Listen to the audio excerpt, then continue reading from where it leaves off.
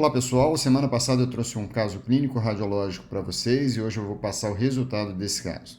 Tratava-se de um homem de 47 anos que deu entrada no serviço de emergência em 4 de janeiro de 2020, com quadro de dor inicialmente periumbilical e depois com irradiação para a fossa ilíaca direita, sem outros sintomas associados. O laboratório demonstrava uma leucocitose de 17.100 com 7 bastões e uma PCR de 0,3. Então vamos ao caso.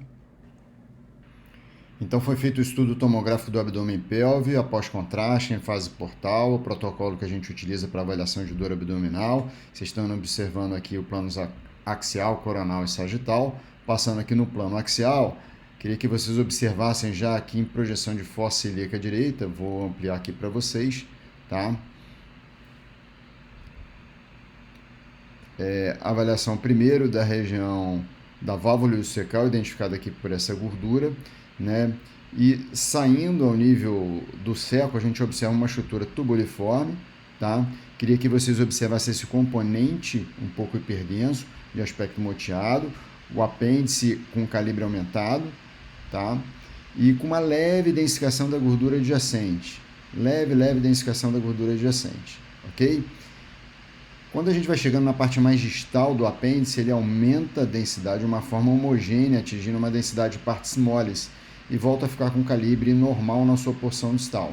Então, na verdade, parecia haver dois componentes, um componente inicial de aspecto moteado, obstruindo esse meu apêndice, ele vindo com uma densidade de líquido, e na porção mais distal, ele adota um comportamento de partes moles com impregnação pelo meio de contraste venoso, e na sua porção mais distal, ele volta a ter calibre normal. A observação dessa alteração no plano coronal é similar, tá? Estou passando aqui para vocês, então eu iniciando o meu apêndice, ao nível saindo do seco, a estrutura moteada, o apêndice de calibre aumentado, uma leve densificação da gordura adjacente e a porção mais distal do apêndice com densidade de partes moles, tá? Por fim, aqui no plano sagital, nós observamos o mesmo raciocínio, olha a válvula iliocecal aqui do paciente, tá? Então essa vai ser a região cecal e a partir dessa região a gente vai observar saindo uma estrutura tubuliforme, olha o aspecto moteado, a partir desse aspecto moteado, olha como ele fica de calibre aumentado, com uma densidade a princípio baixa de líquido, uma leve densificação da gordura adjacente, e na sua porção mais distal, né, ou pelo menos terço médio para terço distal, ele adota uma densidade de partes moles, sugerindo um componente de vascularização interna, tá? Então, o que a gente observou foi isso. Queria passar para vocês que inicialmente a interpretação foi de uma apendicite aguda, tá? Eu estou fazendo essa análise depois de ter algumas informações que eu tive em especial da patologia, mas para demonstrar para vocês como é importante a avaliação cuidadosa, né, do apêndice e toda a sua extensão para a gente interpretar o diagnóstico, tá? Então, vamos voltar ao caso. Esse paciente, aqui está um laudo que a gente colocou, então como eu falei para vocês, apêndice cecal de calibre aumentado, media até 1,5, espessamento e realce proximal, extensão líquida montante 2/3 associado à densificação discreta da gordura adjacente. A interpretação foi de uma apendicite aguda e esse paciente foi submetido a uma cirurgia. E aqui está o exame anatomopatológico dele. Para nossa surpresa, esse paciente ele tinha, além da apendicite aguda, um tumor neuroendócrino. Foi classificado grau 1 através das informações do índice mitótico baixo e o índice de expressão do Ki67 inferior a 2%. Tá? Ele estava localizado na metade distal do apêndice, era aquele componente de maior densidade e media cerca de 2,5 centímetros na sua maior extensão. Ok? Então a gente fez aquela pergunta para vocês, né? Qual era o diagnóstico mediante os achados?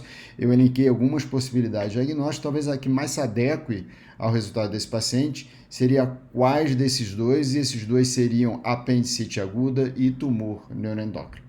Tá? Era um carcinoide e uma apendicite aguda. Então, passar para vocês alguns dados aqui, eu selecionei 2 artigos sobre esse tema, tá? São artigos, esse aqui de revisão, esse aqui uma casuística própria. Então, a possibilidade de se ter numa apendicectomia um tumor carcinóide, um tumor neuroendócrino é relativamente baixa, é menos que 1%.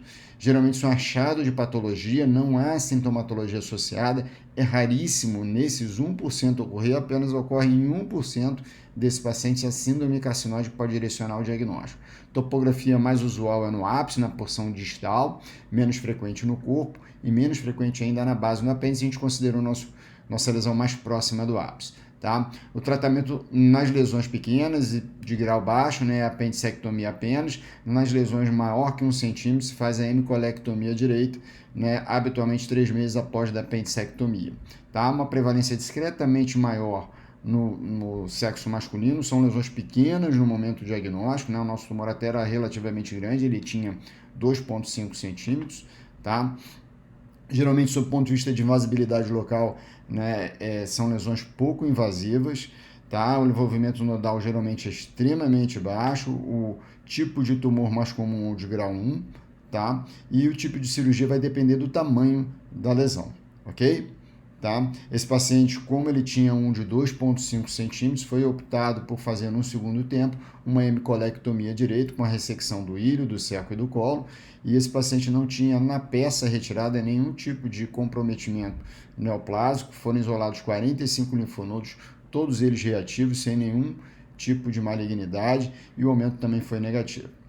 Então, finalizando o nosso caso, esse paciente ele tinha 2 diagnósticos, que é incomum, né, nas apresentações habituais clínicas que nos chegam, tá? Mas a análise cuidadosa, né, da densidade, do comportamento, né, desse apêndice permitiu a caracterização realmente de um processo obstrutivo, da distensão do apêndice, entretanto de um outro componente de partes moles, né, possibilitando assim o pensamento em 2 possibilidades diagnósticas, juntando com a clínica do paciente os achados tomográficos de apendicite aguda e de tumor neuroendócrino do apêndice.